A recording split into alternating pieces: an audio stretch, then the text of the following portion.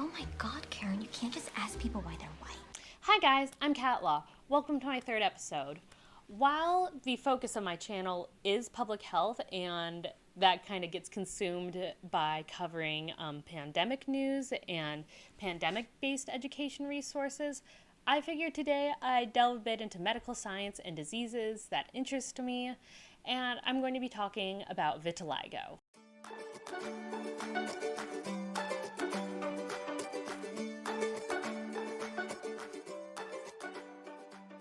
As a disclaimer, I am not a medical doctor or a public health expert. I am a science communicator that focuses on public health and medical science. Vitiligo interests me because, well, not to be self-absorbed, I have it. As we claw our way out of winter and I'm getting some level of sun exposure, I'm starting to notice the patches of skin that are affected by it. I'm already so pale, I burn in the presence of a child's drawing of the sun. Apparently, I could stand to lose a bit more melanin. Really, the only reason I know about this condition and the fact that I have this condition is because it has genetic links and it runs in my family. So I was specifically diagnosed with this when I started to notice some spots on my arms that would stay white when the rest of my arm was tan. The use of the word tan is very liberal here. I'm so white, stylish couples use my skin to match paint samples for their apartments. So once I started noticing that condition, I was able to have a dermatologist to review it and confirm the diagnosis. Ultimately, vitiligo is inconsequential in terms of physical health. It won't kill you. The presence of vitiligo can suggest that you are more susceptible to developing other autoimmune conditions, and because you lose skin pigment with vitiligo, you are more likely to get sunburns, but it isn't vitiligo self that will kill you. Because of its stark effect on appearance, vitiligo can be considered harmful to mental health for people who have darker skin originally or more severe noticeable cases. And well, appearance is arguably a factor in self-worth, and experiencing social ostracization because of your appearance, especially when it's a health condition, can really affect people who experience vitiligo. As much as I joke, I recognize how harmful and devastating this condition can be for people, and I'm very lucky that because of my skin tone and the very mild extent of my condition, I'm able to just hide it and occasionally forget that I even have it. I am fully in support of body positivity no matter what, whether that means accepting yourself for who you are in that moment or changing your appearance to make yourself feel more comfortable in your own body. So what exactly is vitiligo? Oh my god, Karen, you can't just ask people why they're white. Vitiligo occurs when the immune system begins attacking a person's melanocytes, which are the pigment-producing cells in the body. Most people who are already aware of vitiligo know that it affects the skin, but it also can affect hair, lips, mucous membrane, just about anywhere where there's color, it can also be affected by this condition. Vitiligo is caused by a combination of genetics, a pre-existing autoimmune disorder, and a trigger event that causes stress or trauma to the skin, such as a chemical exposure or a sunburn. While we are generally aware of the conditions that make you predisposed to developing vitiligo, we don't know the exact mechanism for this condition quite yet. Vitiligo has two classifications, segmental and non-segmental. Segmental vitiligo is the rarer version. It only occurs in a specific part of the body, typically only to teenagers. The development of the condition tends to stop after a short period of time and doesn't continue throughout a person's lifetime. Non-segmental vitiligo is the more common classification, and it is categorized into multiple subtypes based on variation. There is universal vitiligo, where nearly the entire body is affected. There is focal vitiligo, where only a few small patches are affected and they don't really spread. There is acrofacial vitiligo, where the hands and face are mostly affected. There is mucosal vitiligo, where only the mucous membranes are affected. And then there's generalized vitiligo, which of the subtypes, this is the most common one. I have generalized vitiligo, and for me right now, it's mostly my arms are affected, with a bit of spread to my hands recently, as seen in this picture. Vitiligo, in less advanced cases, is diagnosed based on family history, medical history, and examination of the depigmented patches under a UVA light, otherwise known as a black light. This is not to say you should go to a club if you suspect you have vitiligo and check yourself out. Please go to a doctor. Depigmented patches will fluoresce or kind of glow under a black light, and that is why it's used to diagnose vitiligo, as seen in these pictures.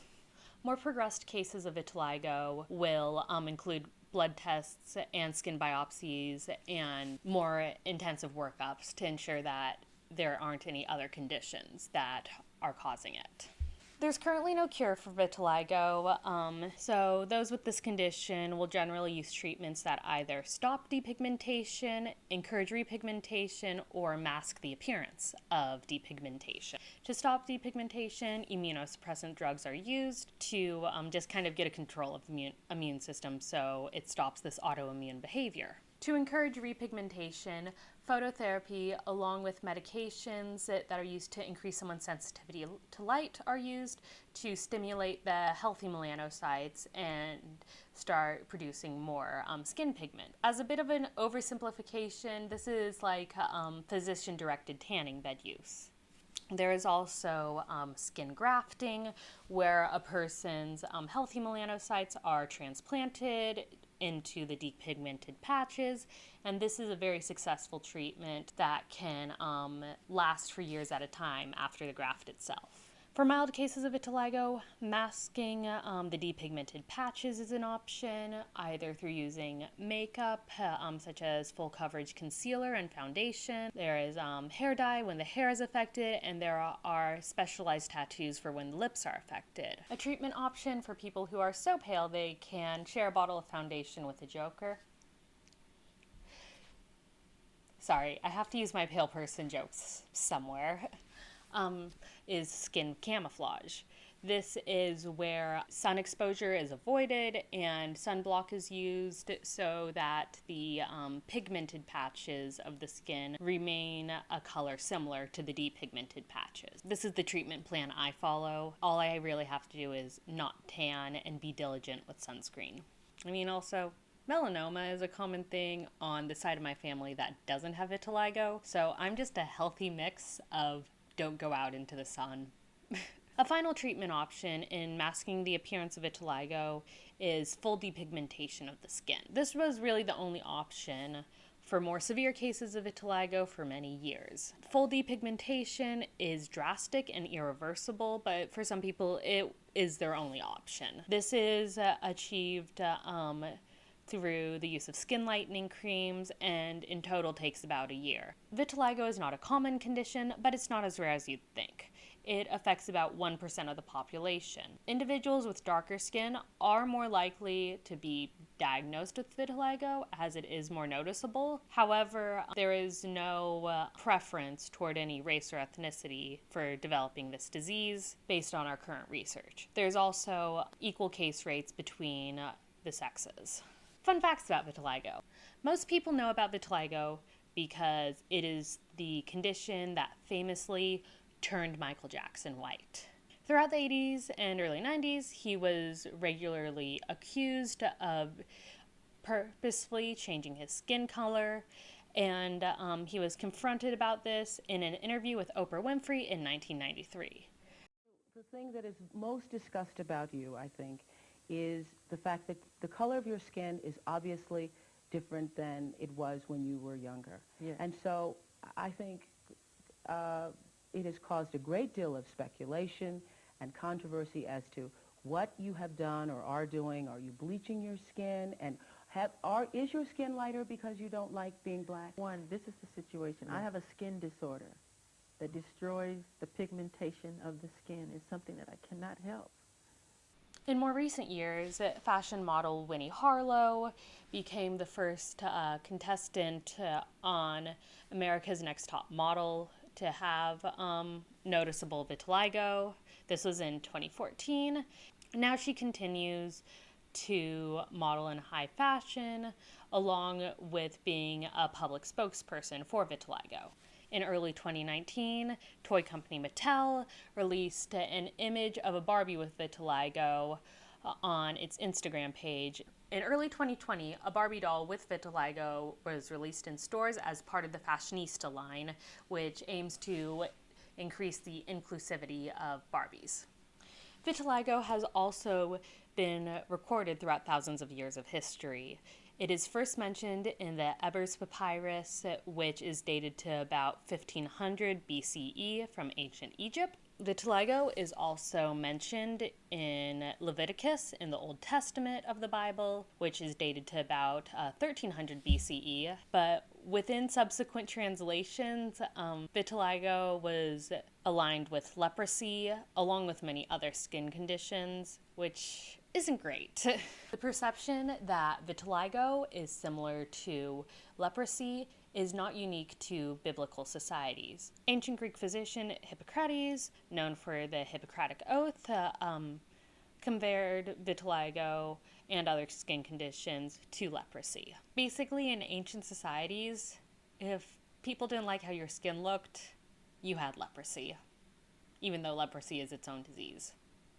I'm only kind of exaggerating here.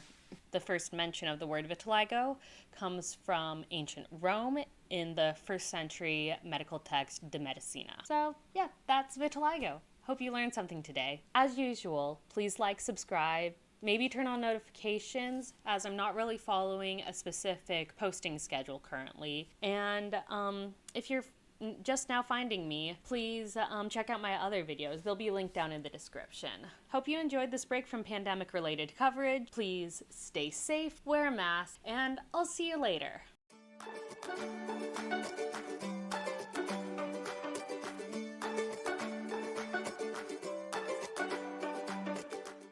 I'm so pale. I am so pale. Because of stay-at-home orders last summer, I saved so much money on sunscreen, I was able to pay off my house. Who am I kidding? I'm a millennial. I don't think I'll ever have a house. I'm so pale. I keep Oreo cream in my makeup bag. It's a good concealer. Oh, I forgot to stop recording. Cool. Bye, guys.